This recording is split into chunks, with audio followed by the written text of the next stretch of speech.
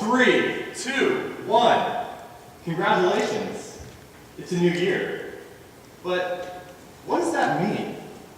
Well, for one, it means that you stayed up really late. It's midnight. And you and your friends, you guys are going to stay a whole lot longer. You guys are going to be dancing like idiots till 3 in the morning. And it's going to be fantastic. Sometime tonight, you're going to sit down and you're going to write your goals for the year. What we Americans call your New Year's Resolutions. You're going to imagine yourself a year from today. There's some attribute in yourself that you want to see transformed. Maybe you're healthy. Maybe you're happier. Maybe you're smarter. Whatever it is, some attribute you imagine transformed in the future. And it makes you really excited. You see, in imagining yourself a year from today, better you, next year's you, this great excitement builds inside of you. A feeling of great euphoria almost starts to bubble inside of you, and it's fantastic. And then, you go back. You dance with your friends for a couple more hours, and you go to sleep.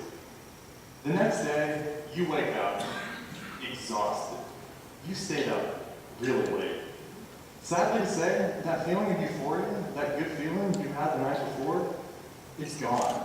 And more often than not, we give up at that point. We don't pursue our goals. I'm the worst at this. You see, last New Year's, I had a goal. I wanted to be ripped. And I'm not talking healthy. I didn't want to look healthy. I didn't want to look like a beach model. No. I wanted to be intimidatingly large. I wanted to look like Arnold Schwarzenegger in his prime.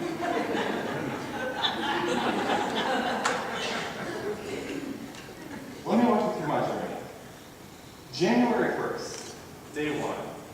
I wrote my resolution down, and I got excited, just imagining how beautiful, how terrifying, and how large I would be.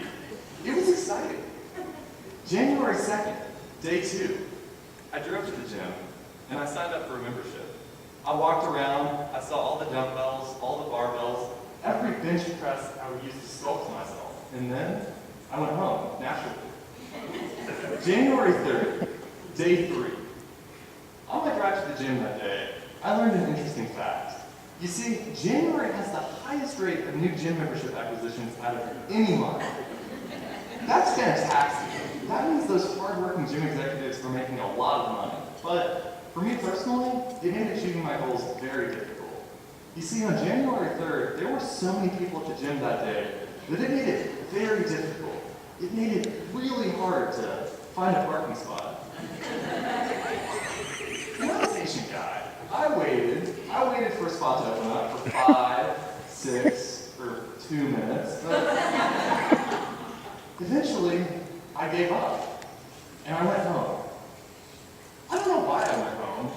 I could have waited longer for a spot to open up. I could have parked at the 7-Eleven across the street. I could have even went home and walked. I live a quarter mile from the gym. It's ironic because my whole purpose for going to the gym was for exercise, but at that first hurdle, the first speed bump I ran into, I gave up. January 4th. You see, there wasn't a January 4th. Because by then, I'd already given up. Sadly to say, that inhibition, the first feeling of reluctance, it stopped me from pursuing my goals. You see, I think inside of us, we all want to feel good. That feeling of euphoria, that excitement we get, we just want to feel it all the time. But also, we have the innate desire to achieve things, to better ourselves, to work towards becoming the version of ourselves we imagined in our New Year's resolution. But sadly to say, we can't have both of these things at the same time. You see, a lot of us sit around and we say, as soon as I feel good, I'm going to start working. As soon as my headache goes away, I'm going to get at it.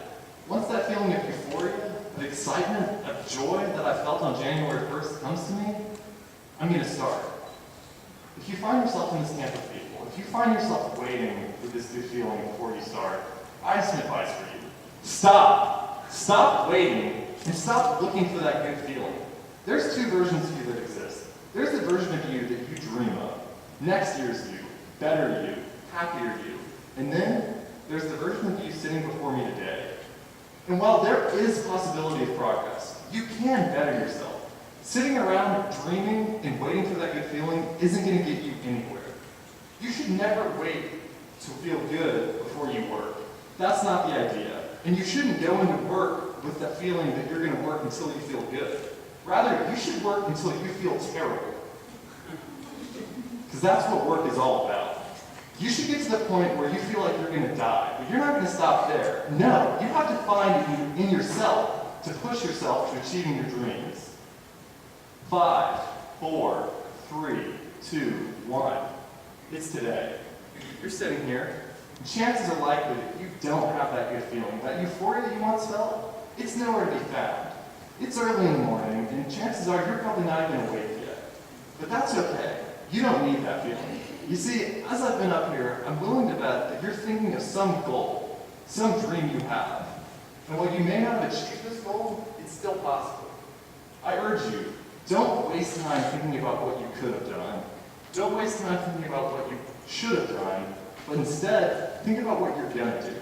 Think about what it's going to take to make your dream come true. I urge you to find it within yourself to go for your goal. Work. Work even when you feel terrible. I promise you this. Your journey is not going to feel good. It's going to hurt. You're going to wake up with a headache, and you're going to go through your day exhausted.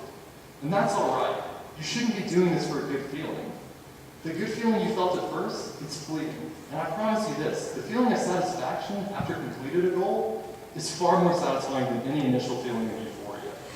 Your real life never starts until that initial good feeling wears off anyway. Back to you, Trudy.